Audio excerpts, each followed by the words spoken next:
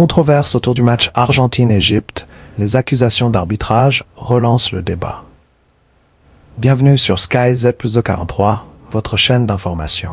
Nous vous invitons à aimer, commenter et partager cette vidéo afin d'accroître sa visibilité et de permettre au plus grand nombre de suivre l'évolution de l'actualité en République démocratique du Congo et ailleurs. La rencontre entre l'Argentine et l'Égypte a suscité une vive polémique après plusieurs décisions arbitrales contestées par le camp égyptien. Des joueurs et des membres du staff des Pharaons ont exprimé leur frustration, estimant que certaines actions auraient dû être sanctionnées plus sévèrement et que l'arbitrage aurait influencé le déroulement de la rencontre.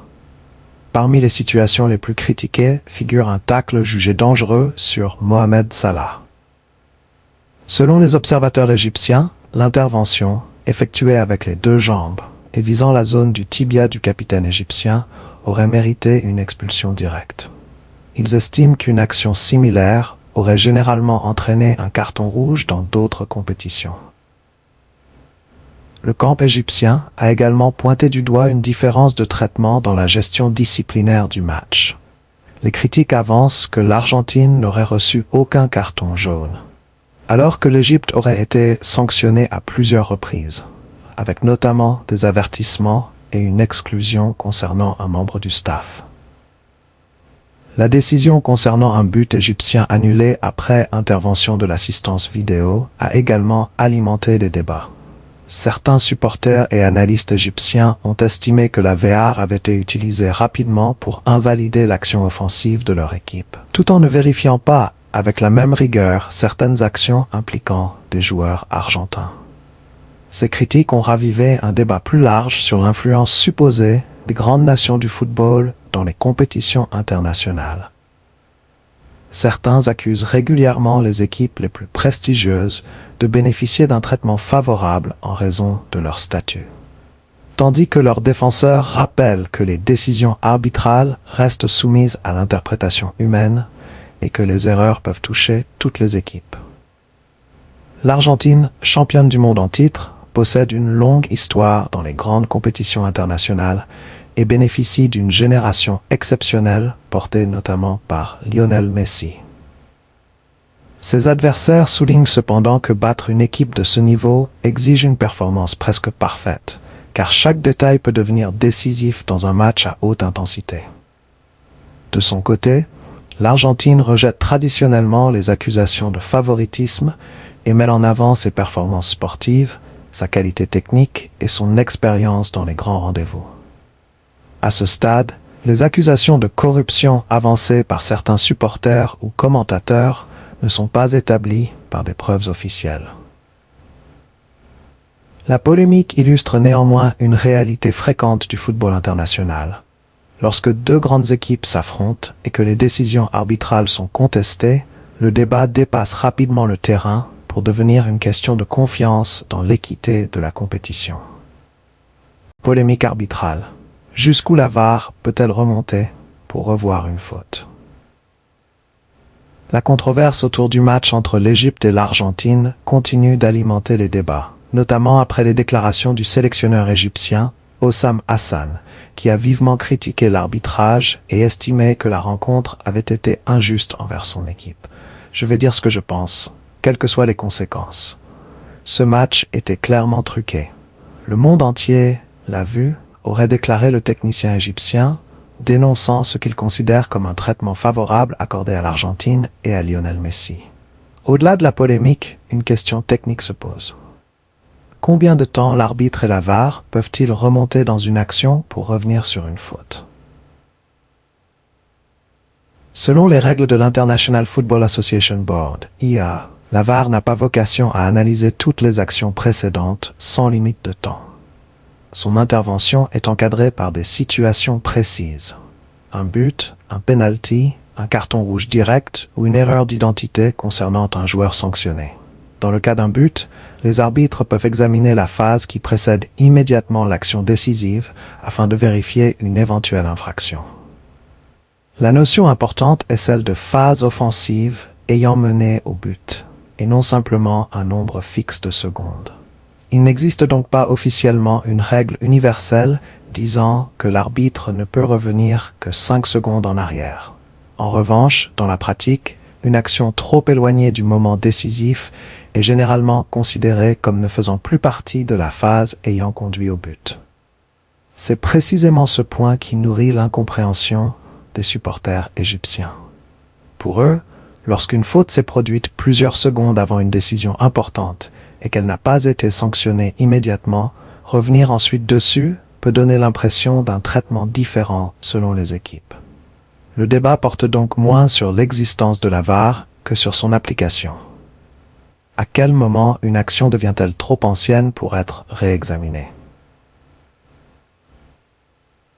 De nombreux amateurs de football estiment qu'une faute clairement visible doit être sanctionnée au moment où elle se produit et qu'un retour trop éloigné dans le temps peut perturber la logique du jeu.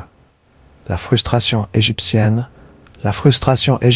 s'explique également qu'une grande équipe comme l'Argentine pourrait bénéficier d'une attention particulière dans certaines situations.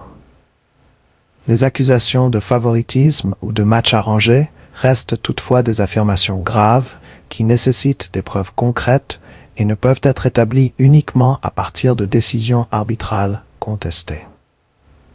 Une chose est certaine, cette polémique relance une nouvelle fois le débat mondial sur l'utilisation de la VAR, son interprétation et la nécessité d'avoir des règles toujours plus claires pour garantir la confiance des équipes et des supporters. José Mourinho critique l'arbitrage du match Argentine-Égypte et relance le débat sur l'usage de la VAR. La polémique autour du match entre l'Argentine et l'Égypte continue de prendre de l'ampleur après les critiques formulées par plusieurs observateurs du football. Parmi eux, l'entraîneur portugais a exprimé son mécontentement concernant certaines décisions arbitrales et l'utilisation de l'assistance vidéo. Selon Mourinho, la gestion de certaines actions pendant la rencontre aurait manqué de cohérence.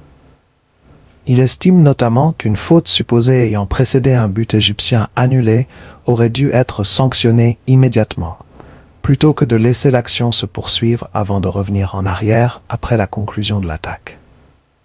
C'est un vol en plein jour. C'est une honte de voir ce que devient le football.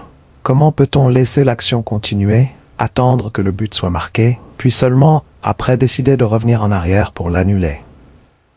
S'il y avait une faute, il fallait arrêter le jeu immédiatement. Il ne faut pas attendre après le but, aurait déclaré le technicien portugais. L'ancien entraîneur de plusieurs grands clubs européens a également soulevé des interrogations concernant l'uniformité de l'utilisation de la VAR. Il s'est demandé pourquoi certaines actions impliquant l'Argentine avaient été examinées avec une grande attention, alors que d'autres situations concernant l'Égypte n'auraient pas bénéficié du même niveau de vérification. Mourinho a notamment évoqué le premier but argentin, estimant qu'une situation proche d'un hors-jeu aurait également mérité un examen approfondi. Pourquoi le premier but de l'Argentine n'a-t-il pas été analysé avec la même attention alors qu'il semblait très limite? Pourquoi chaque incident concernant l'Argentine a-t-il été vérifié alors que l'Égypte n'a pas semblé bénéficier du même traitement? Aurait-il ajouté. Pour l'entraîneur portugais, l'objectif principal de la VAR devait être d'apporter davantage de justice et de clarté au football. Cependant, selon lui, certaines décisions peuvent produire l'effet inverse lorsqu'elles donnent l'impression d'un manque de cohérence. La VAR est censée apporter de l'équité, pas de la confusion. Aujourd'hui, on avait l'impression que chaque décision importante allait en faveur de l'Argentine. Le football mérite mieux, a-t-il affirmé. Ces déclarations alimentent un débat déjà ancien sur l'utilisation de la technologie dans le football. Si la VAR a été introduite pour réduire les erreurs arbitrales, ses détracteurs estiment que son application manque parfois de transparence et peut créer de nouvelles controverses. Les instances du football rappellent toutefois que les décisions de la VAR reposent sur des protocoles précis et que les arbitres conservent un pouvoir d'interprétation dans l'analyse des situations de jeu. Cette polémique autour du match Argentine-Égypte illustre une nouvelle fois la difficulté de trouver un équilibre entre l'assistance technologique et la fluidité du football. C'en est terminé pour ce sujet. Nous vous invitons à aimer cette vidéo et à vous abonner et activer la cloche de notification afin de ne manquer aucune de nos analyses et réflexions quant à la situation en République démocratique du Congo et partout dans le monde. Souvenons-nous qu'il ne faut jamais trahir, car nous n'avons qu'un seul pays.